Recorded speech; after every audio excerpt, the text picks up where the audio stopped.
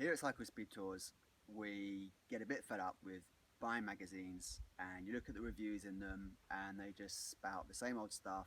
They cut and paste the manufacturer's website information, just with weights and dimensions and facts, and we're none the wiser about what these parts are like. Are they good to ride? How they interact with your bike? And if they're no good, because if they're no good, we'll say so. And we have no interests, no advertising going on, so we'll tell it like it is. Now, Lightweight's a name which is synonymous with quality wheels and has been for many, many years now.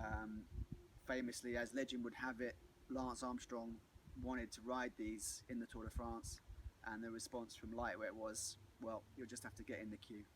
So, is the hype justified? Are these wheels as good as they say they are? We're going to be taking a closer look and trying to work that out.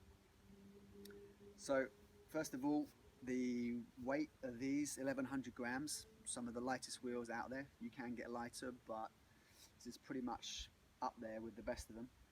This is the 16-20 spoke model, so 16 on the front and 20 on the rear. They're quite fat spokes, but they're bladed. They're quite sharp, so it's wide in this dimension but quite sharp in the other, so they don't present a great deal of resistance to the air. The profile is very narrow compared to a lot of the wheels that are coming out these days, like the Zip 303s and the 404s. Some of the end wheels go for a much fatter profile.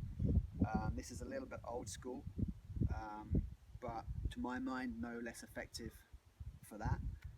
You can get it in 20 spoke as well. If you're a heavier guy and you want a bit more stiffness in the front, then you can specify 20 spokes. The Obermeyer version, which is even lighter and even more expensive again, only comes in 16, so maybe only go for that if you're a light guy. And the rear is same sort of construction, but the hub is actually a DT Swiss 240, so you can maintain that really easily. The cassette body just pulls off with your hand. You can re-grease the cogs inside and you're good to go in a few minutes. So that's very easy. So what do they like to ride? Well, there's a certain kind of magical feeling to these wheels that's hard to describe. They are not super stiff, they're just the right level of stiffness, and they have a suppleness that just makes them ride really smoothly over just about every road surface.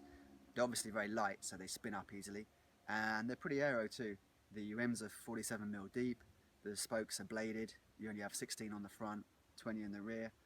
And it's just a nice blend of low weight, aero, and just the right amount of stiffness, coupled with the tubular tyre.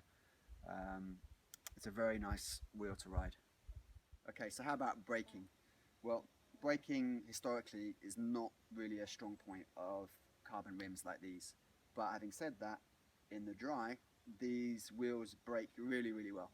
Of all the carbon rims I've tried, and I've tried quite a few, these are by far the best. They're really, really strong in the dry. Absolutely no problems whatsoever. Plenty of braking power, no need for discs.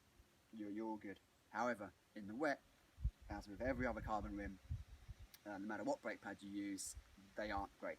They really aren't great. You need to scrub the water off. Nothing happens for the first half second or so. You just need to be careful.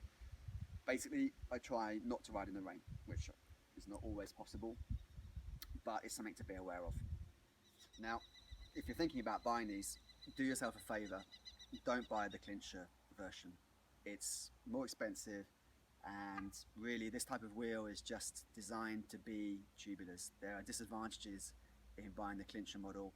It's heavier, you have braking problems when you're doing long, steep, hot descents, which you don't have with tubular. And the tubulars they just ride nicer. So really, you should, if you're going to be buying these wheels, get them as a tubular. So what's the verdict on these wheels? Are they really worth that much money? Can we believe the hype? Well, to my mind, yeah, we can.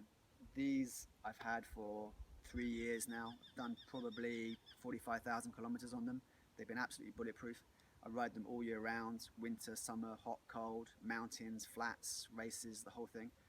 And they're great. They're dirt-all wheels that don't really have any weak points. So yeah, they're expensive, but to me, they're worth every penny.